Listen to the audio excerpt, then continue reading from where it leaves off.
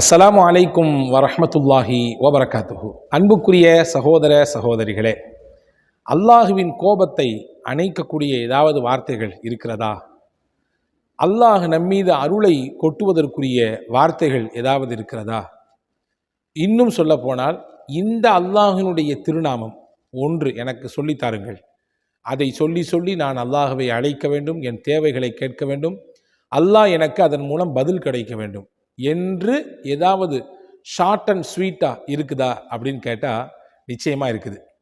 அந்த வார்த்தைகளைத்தான் இன்று இந்த காணொளியில் படிக்கப் போகிறோம்.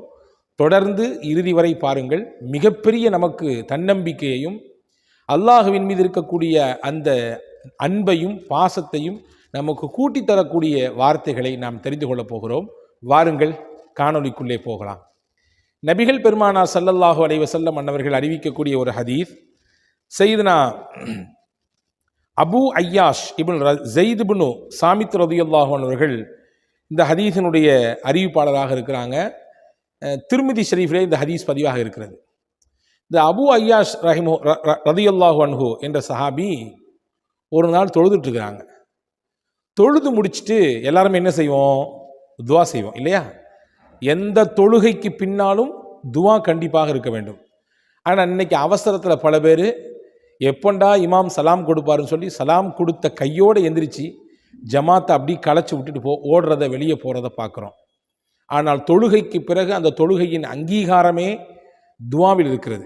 எனவே எந்த தொழுகை தொழுதாலும், அது சுன்னத்தாகட்டும், ஃபர்லாகட்டும், இல்லை முஸ்தஹப்புகளாகட்டும், வாஜிபுகளாகட்டும், நஃபீலாகட்டும், எந்த தொழுகை தொழுதாலும் கடைசியில் ஒரு ஒரு ஒரு 30 செகண்டாவது அல்லாட்ட கையேந்தி துவா செய்யணும். நீங்கள் எதை கேட்குறீங்களோ இல்லையோ, யாரெல்லாம் நான் அந்த தொழுது இருக்கேன், இந்த தொழுகை கபூல் செய்யணும் கேட்கணும். குறைந்தபட்சம் இந்த இது மாதிரி உண்டான தொழுகையின் மீது எனக்கு நிம்மதியையும் ஈடுபாட்டையும் அதிகரித்து கொடுன்னு கேட்கணும் இல்லையா? இப்போ இந்த சஹாபி அபு ஐயாஷ் ரலியல்லாஹு அன்ஹு அவர்கள் தொழுது முடிச்சுட்டு துவா செய்கிறாங்க. என்ன துவா செஞ்சாங்க அப்படின்னா, அந்த ஹதீஸை தொடரிலே படிக்கிறேன் பாருங்கள். அல்லாஹும்ம இன்னலக்கல் ஹம்த் லா இலாஹ இல்லா அன்த யா ஹன்னான் யா மன்னான் யா பதீஅ ஸமாவாதி வல் அர்த் யா ஸல் ஜலாலி வல் இக்ராம். இதான் சொன்னாங்க.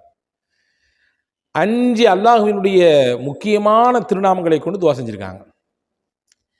அல்லாஹும்ம இன்னலக்கல் ஹம்த், யா அல்லாஹ் உனக்கு எல்லா புகழும். நீ எப்படிப்பட்டவன்? லா இலாஹ இல்லா அன்த, உன்னை தவிர வணங்குவதற்கு தகுதியானவன் உலகத்தில் யாருமே இல்லை. யா ஹன்னான் யா மன்னான், அதிகப்படியான இரக்கம் உள்ளவன், அடியார்கள் மீது அருளை அப்படியே அள்ளி அள்ளி கொட்டக்கூடியவன். யா பதீஅ ஸமாவாதி வல் அர்த், வான பூமியை எந்த முன்னுதாரணமும் இல்லாமல் நுட்பமாக படைத்தவன். அதே போன்று யா ஸல் ஜலாலி வல் இக்ராம், கண்ணியமும் மகத்துவமும் பொருந்தியவன் நீ. இந்த வார்த்தைகளை கொண்டு அவர் அல்லாஹ்வை துவா செய்வதற்கு முன்னால் இப்படி புகழுகிறார்.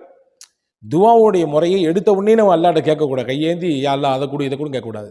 முதல்ல அல்லாஹ்வை புகழணும். நபி ஸல்லல்லாஹு அலைஹி வஸல்லம் ஸலவாத்து சொல்லணும். அதற்கடுத்து அல்லாஹ்வை புகழணும். அல்லாஹ்வை புகழ்ந்து ரசூலுல்லாஹி ஸலவாத்து சொன்ன பின்னாடி தான் நம்முடைய துவாவையும் கேட்கணும். ஹதீஸில் வந்திருக்கிறது, ஒரு சஹாபி போய் தொழுது முடிச்சு உடனே அல்லாஹ்ட்ட கையேந்து துவா செஞ்சாராம். இப்போ ரசூலுல்லாஹ் சொன்னாங்கன்னா, இவர் துவாவில் அவசரப்படுறாரு அப்படின்னாங்க. இப்போ ரசூலுல்லாஹ் சொல்லி கொடுத்தாங்க, துவா எப்படி செய்யணும்னு சொல்லி கொடுத்தாங்க. இன்ஷா அல்லாஹ் தனியாக ஒரு காணொளியிலே அது சம்பந்தமாக விரிவாக பார்ப்போம். இங்கே இவர் துவாவை கேட்பதற்கு முன்னால் இப்படியான அல்லாஹுவின் புகழ் திருநாமங்களை சொல்லியிருக்கிறார். ரசூலுல்லாஹ் சொன்னாங்க, இதை கேட்டுட்டு சொன்னாங்க, லக்கத் தஅல்லாஹ பி இஸ்மிஹில் ஆலம், இவர் அல்லாஹ்வை எப்படி அழைத்து விட்டார் தெரியுமா? அவனுடைய இஸ்முல் ஆலமை கொண்டு அழைத்து விட்டார். அல்லாஹ்விற்கென்று மகத்துவமான ஒரு பெயர் இருக்கிறது. எப்படிப்பட்ட மகத்துவமான பெயர் தெரியுமா? அல்லதி இதா துஇய பிஹி அஜாப வசுஇல பிஹி ஓத்திய, அந்த பெயரை கொண்டு அல்லாஹ்வை கூப்பிட்டால் அல்லாஹ் அவருக்கு பதில் கொடுப்பான், அவருக்கு தேவையை நிறைவேற்றி தருவான் என்று சொன்ன அந்த ஒரு திருநாமம் இதிலே இருக்கிறது என்று ஹஜ்ரத் ரசூலுல்லாஹி ஸல்லல்லாஹு அலைஹி வஸல்லம் சொன்னாங்க. 4 வார்த்தை இருக்குங்க. லா இலாஹ இல்லான்னு இருக்குது. அதுக்கடுத்து யா ஹன்னான் யா மன்னான் இருக்குது. 3வது யா பதீஅ ஸமாவாதி வல் அர்த் இருக்குது. அதுக்கடுத்து யா ஸல் ஜலாலி வல் இக்ராம். இந்த 4ல் எது அந்த அல்லாஹ்வினுடைய மகத்துவமான பெயர் என்றால், அறிஞர்கள் சொல்கிறார்கள், அல்லாஹ்வின் மகத்துவமான இஸ்முல் ஆலமாக இருக்கலாம். இது எது? யா ஹன்னானு யா மன்னான் யா ஹன்னானு யா மன்னான், அதிகப்படியான இரக்கம் உள்ளவனே, அதிகப்படியான அருளை கொண்டவனே, அதிகப்படியான அடியார்கள் மீது அருளை பொழியக்கூடியவனே என்ற அர்த்தம் கொண்ட யா ஹன்னானு யா மன்னான், யா ஹன்னானு யா மன்னான், இது அல்லாஹுடைய இஸ்முல் ஆதம் சொல்றாங்க. இஹ்யா உலூமுத்தீன் என்ற நூலிலே ஒரு செய்தி வந்திருக்கிறது. ஹஸரத் ஹஸனுல் பஸரி ரஹிமஹுல்லா அவர்கள் சொல்லக்கூடிய ஒரு செய்தி. இது இன்னுமா இந்த வார்த்தை இன்னும் நம்மளுக்கு இந்த விஷயத்தை உறுதிப்படுத்துது பாருங்களேன். அல்லாஹு தாலா நரகத்திலே ஒரு மனிதரை 1000 ஆண்டுகள் போட்டு வேதனை செய்தானாம். அவர் செய்த பாவத்திற்கு, அவர் செய்த குற்றத்திற்கு தண்டனையாக நரகில் போட்டு அவரை வேதனை செய்தான்.